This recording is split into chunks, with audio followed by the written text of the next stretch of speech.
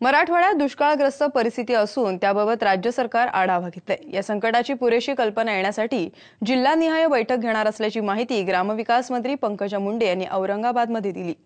येणाऱ्या दुष्काळी परिस्थितीला कसं सामोरं जायचं, मराठवाड्यात प्रचंड पाण्याची परिस्थिती वाईट आहे, त्यासाठी आपण काय पावलं उचलायला पाहिजेत, मंत्रालय लेवलवर माझी बैठक कालच झाली। तिथून प्रचंड अभ्यास मला झाला आणि त्याच्यानंतर मी इथे विभागाची बैठक घेतली। येणाऱ्या 6-7 दिवसात परत एकदा पूर्ण विभागाची बैठक, सकाळी नाश्त्यापासून ते संध्याकाळी जेवणापर्यंत असा दिवसभर पूर्ण विभागाचा जिल्हावार आढावा घेऊन जिल्ह्याच्या अनुशेषाप्रमाणे काम करायचं।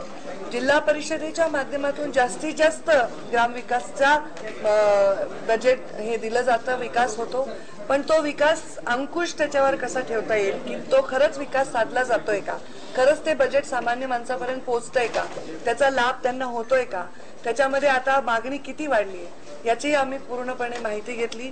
पंतप्रधान ग्रामसडक योजना हा फार मोठा याच्यामधला एक विषय आहे, त्याच्याबद्दलही आम्ही माहिती घेतलेली आहे आणि जास्तीत जास्त गावं ती कनेक्ट झाली पाहिजे। ही अटल बिहारी वाजपेयींनी आणलेली योजना आहे आणि नरेंद्र मोदींचंही ग्राम विकासाकडे पूर्णपणे लक्ष आहे।